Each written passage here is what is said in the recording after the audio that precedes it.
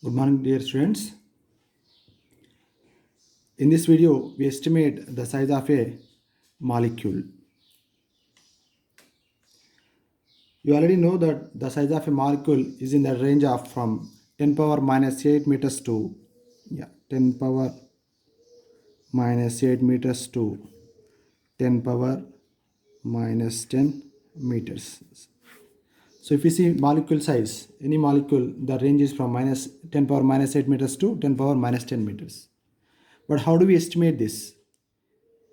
Can we see molecules using microscope? No, it is not possible because the visible light wavelength range from 400 nanometers to 700 nanometers. So if we convert into meters, so 4 into 10 power minus 7 meters to 7 into 10 power minus 7 meters. See here, the order is 10 power minus 7, 10 power minus 7, but here we have order 10 power minus 8. That means, so the size of a molecule, is smaller than wavelength of visible light. So that is the reason why we cannot resolve using visible light. We cannot see a molecule. That means we cannot resolve a molecule. So that is the reason why what the scientists developed electron microscope. Electron microscope. Actually, electrons are particles, right? But electrons also behave like waves that you will be learning in second year. So using electron act as waves, and the wavelength range 0.4 angstroms.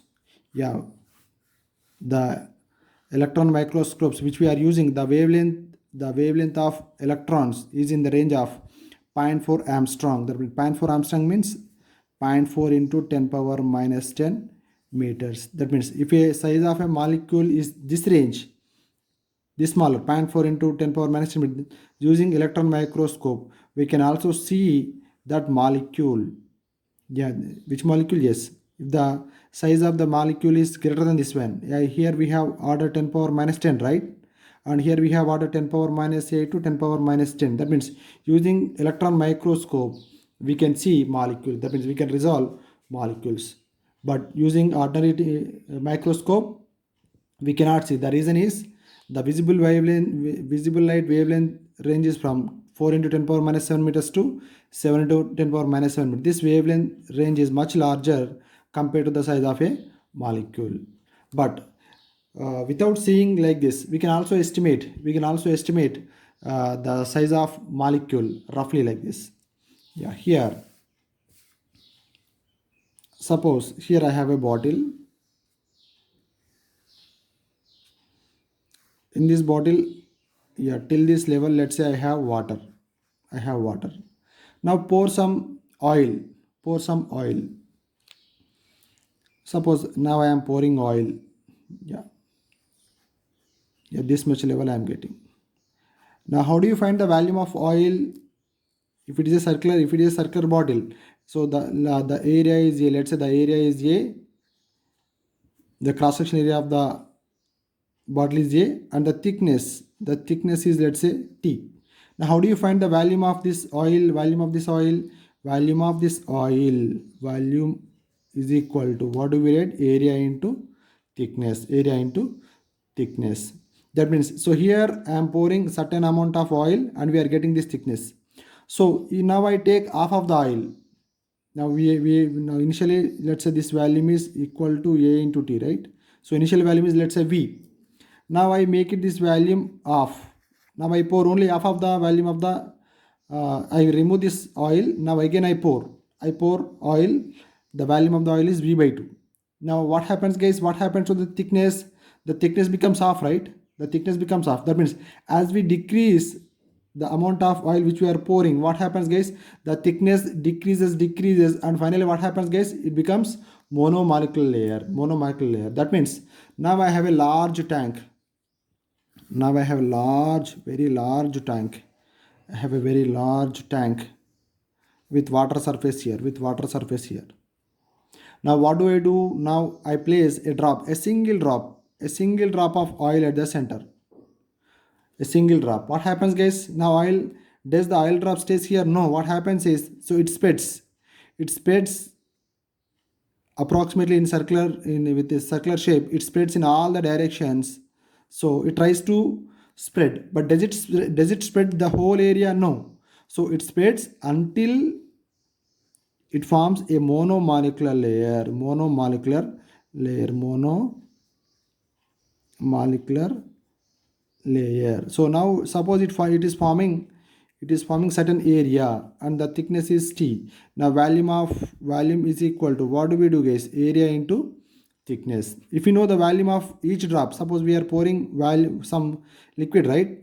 Yeah, we are pouring oil. The volume of the drop is, let's say, V.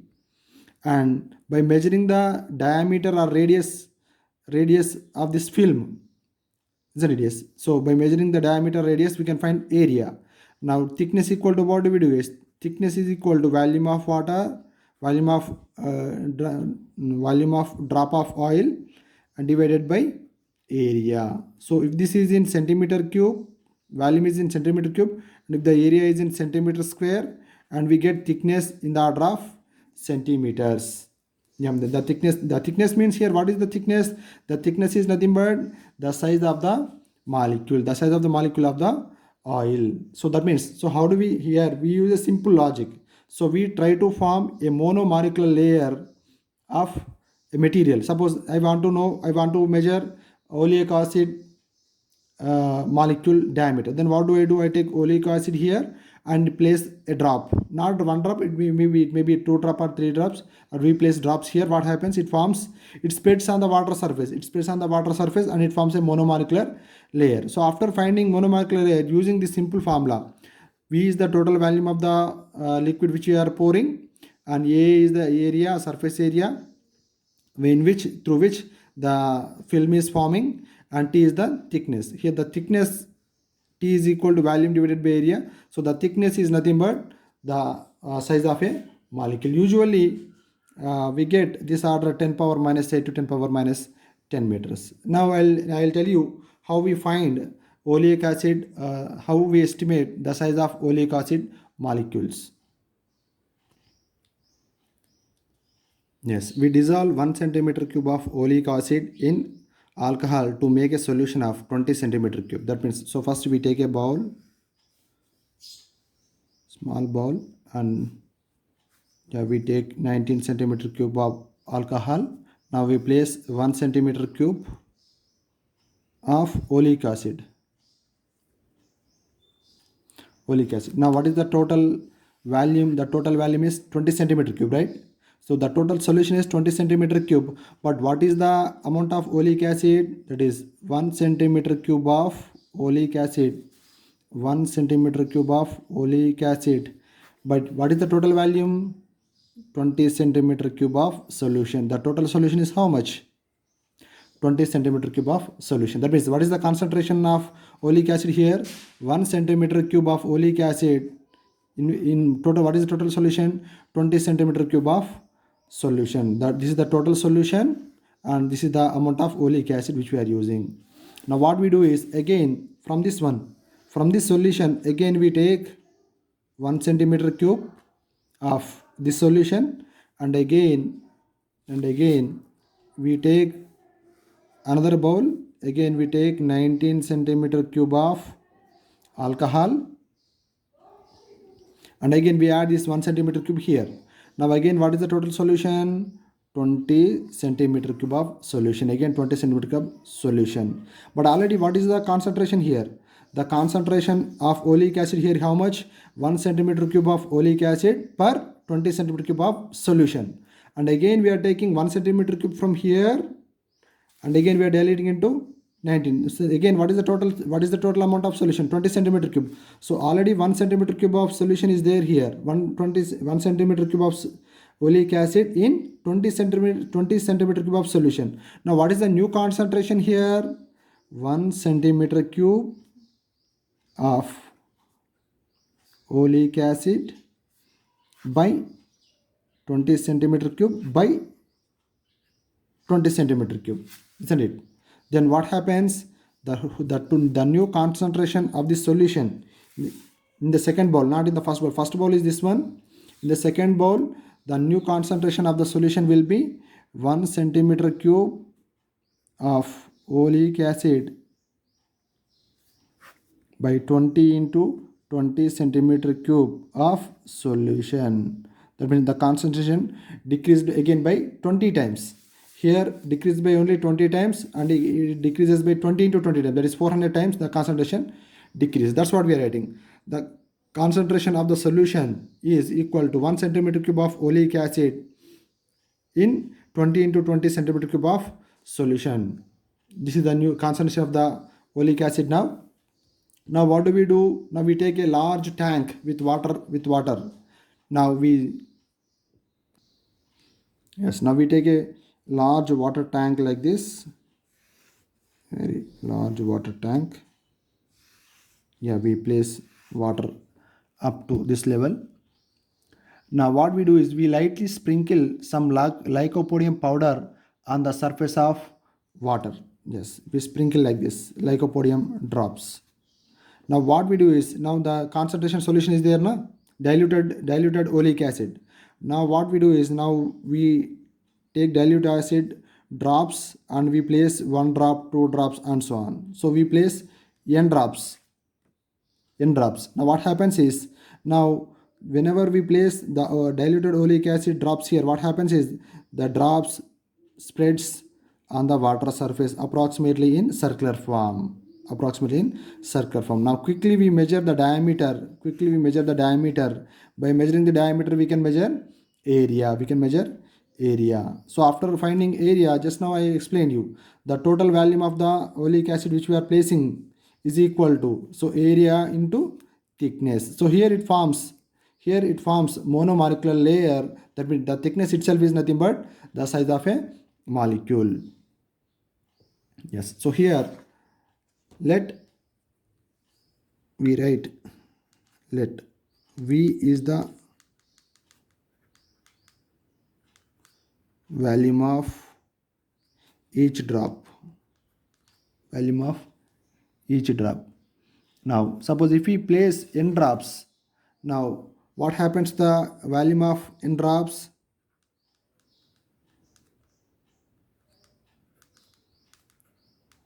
Volume of n drops of solution.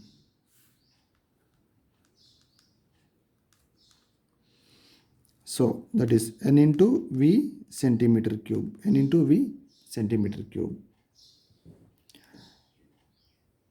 Now, so this is the volume of the solution, but this is not the total oleic acid because it is diluted, right? Now let us write the amount of oleic acid. The amount of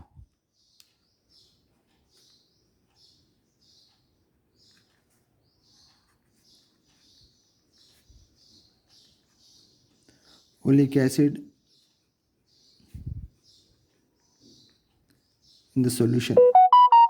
Yes, n into V centimeter cube. This is the volume of the diluted solution. This is the whole solution.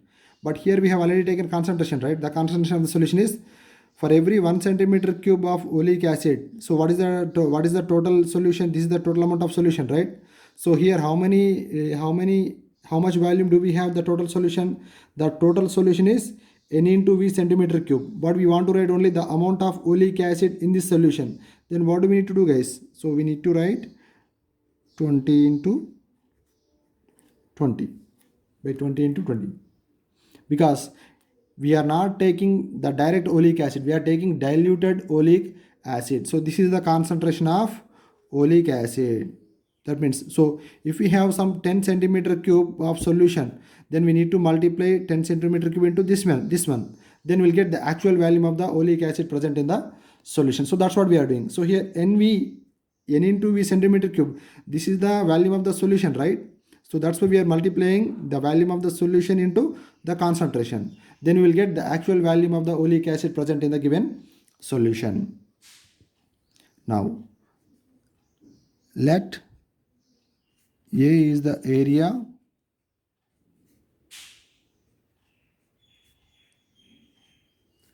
and T is the thickness of the film. Film means when we place oleic acid drops on water surface, what happens? It spreads, right? It forms a monomolecular film. So we are saying A is the area and T is the thickness of the film. So here volume of the oleic acid must be equal to volume of the film, right? So here we write A into T, area into T. That means, so here, yeah, here just I'll try to write.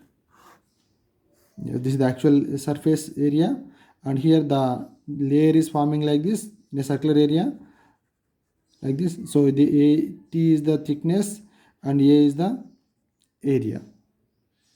Now, so this is equal to the actual volume present in the solution, right? So what is the actual volume? NV by 20 into 20. So the thickness from this equation, thickness T is equal to, what do we write, guys? N into V divided by 20 into 20 by A.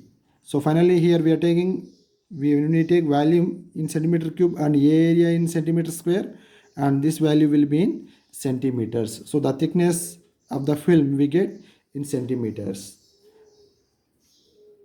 So this is the way we can estimate the size of molecules. So here we are taking size of, we are estimating the size of a oleic acid molecule, because oleic acid molecule is a larger in size. So that's why it is easy to find, easy to estimate the size of oleic acid molecule than other molecules.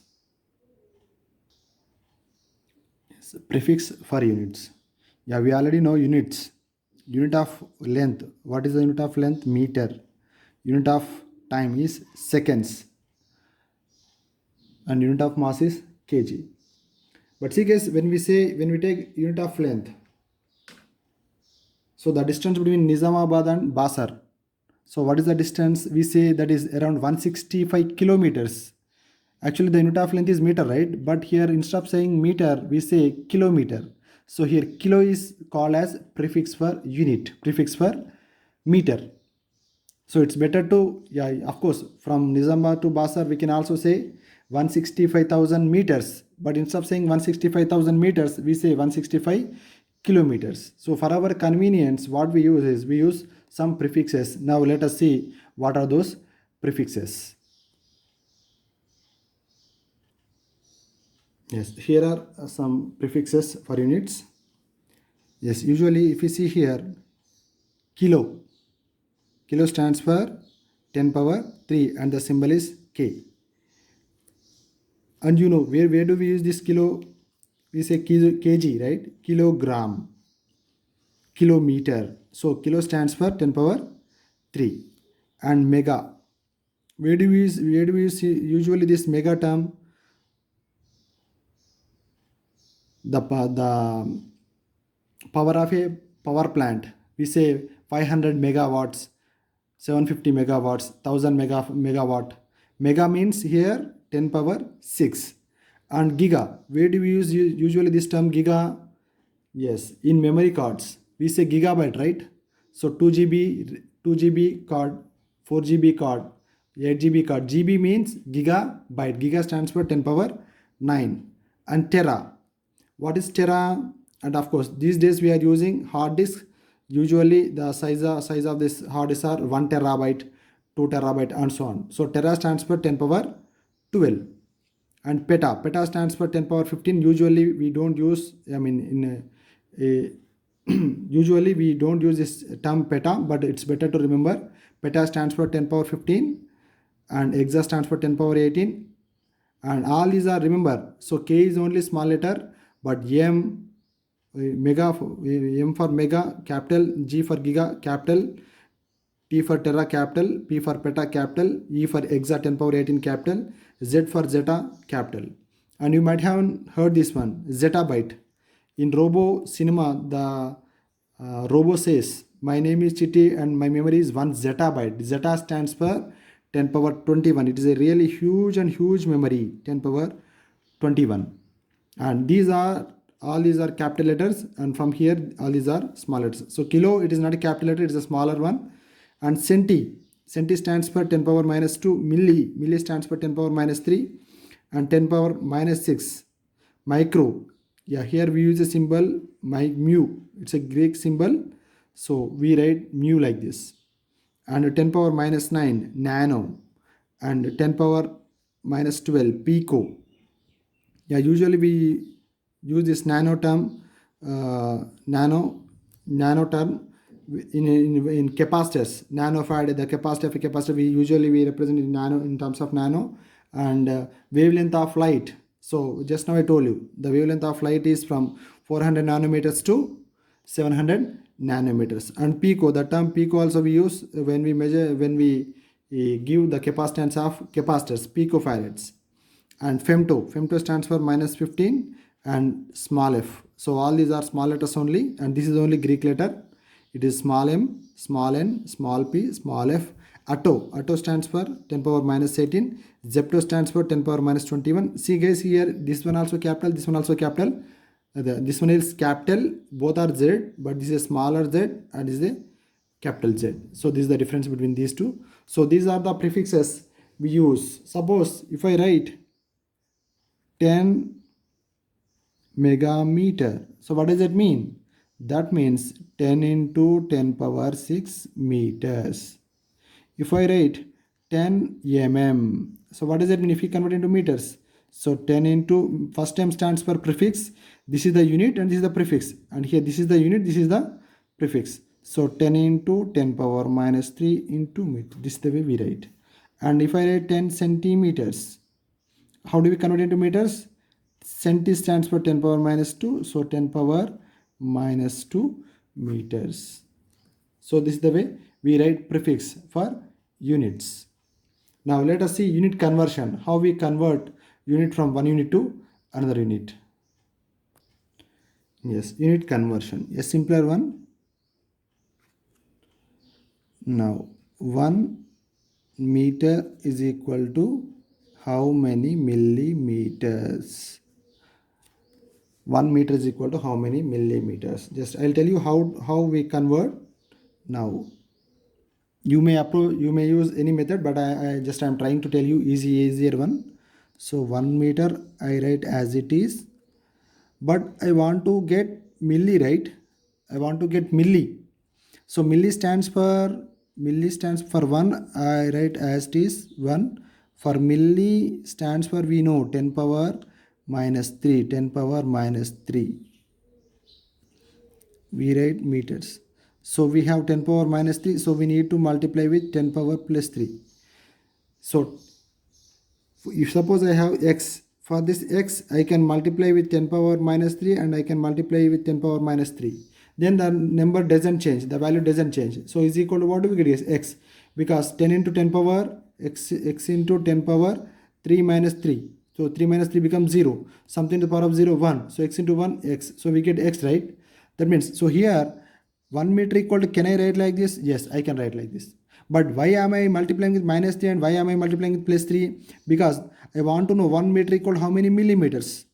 So for meter we know as is we write. For milli stands for 10 power minus 3. That's why I am multiplying with minus 3, 10 power minus 3, and I am multiplying with 10 power plus 3. In the next step, write as it is, 1 into 10 power 3 into, this one stands for milli, right? So I write milli and meter.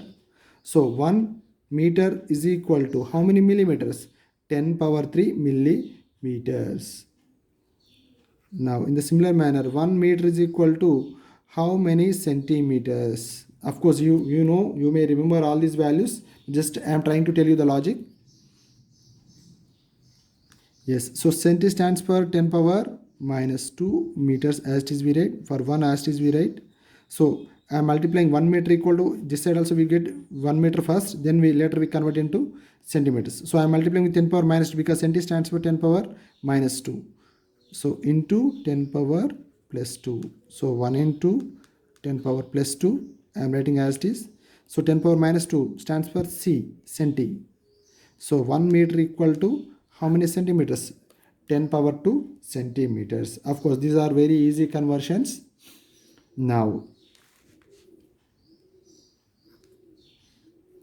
1 nanometer is equal to how many micrometers. How many micrometers? 1 nanometer equal to how many micrometers? So for what we do is here, first we convert nanometers into meters, later we convert into micrometers. So first we write 1 nanometer is equal to 1 nano stands for 10 power minus 10.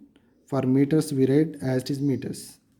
So 1 into 10 power minus 9 into meters. For meters we can write meters as it is, but we want to convert it into micro, right? So micro stands for 10 power minus 6. For meters I write as it is like this. Now for this value what I am doing is, so I am multiplying with 10 power minus 6 and I multiply with 10 power plus 6. Because why am I multiplying with 10 power minus 6? Because I want to get micro. I want to convert this value into micro. That's why we know micro stands for 10 power minus 6. That's why we are multiplying with 10 power minus 6 and 10 power plus 6. Now what we do is, now we write this whole value as quantity and we remove this one and we write micro.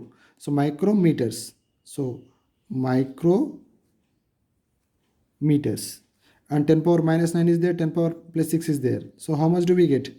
10 power minus 3 micrometers. That means, so 1 nanometer is equal to how many micrometers?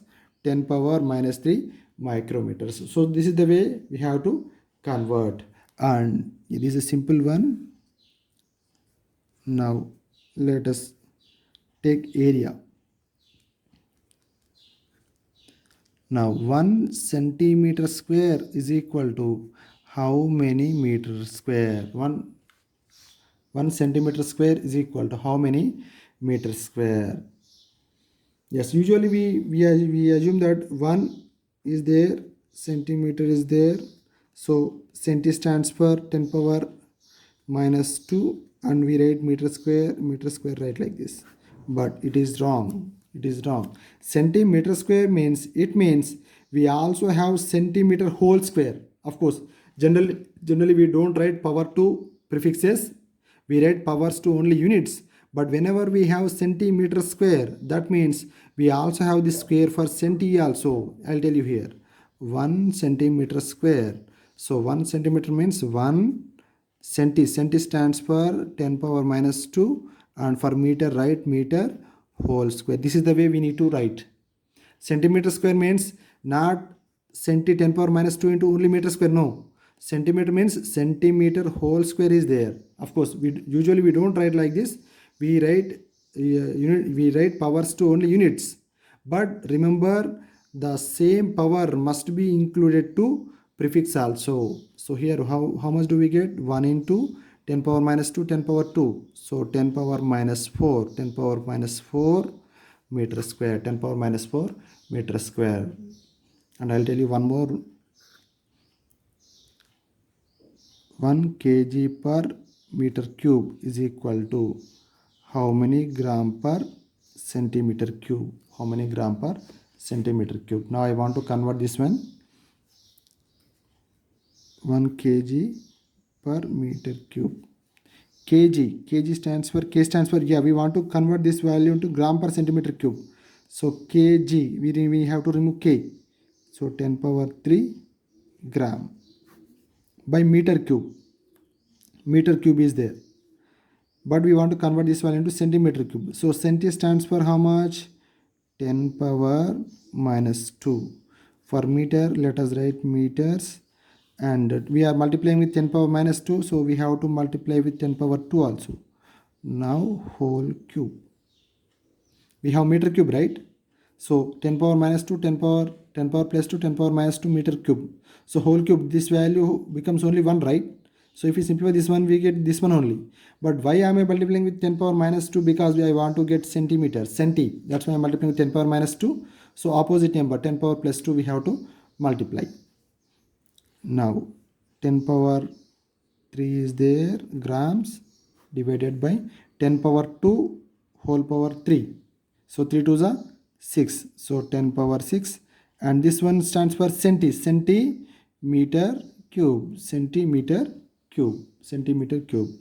Now 10 power 3 is there. Bring 10 power 6 here. So how much do we get? 10 power minus 3 gram per centimeter cube. So 1 kg per meter cube is equal to how do we get? How much do we get in gram per centimeter cube? 10 power minus 3 gram per centimeter cube. Remember here, whenever we have like this, so we are converting meter cube into centimeter cube. That means what am I doing here? I am multiplying with 10 power minus 2 because centi stands for 10 power minus 2. Then again we have to multiply with opposite number 10 power plus 2. Then this one stands for centimeter cube. Just now I told you we don't write c cube or m cube. No, centimeter cube means the power is also included to prefix. So this one we get. This is the way we convert units. Unit conversion is very important while solving the problems. Hope you have understood this one, and if you have any doubts, please comment in the comment section.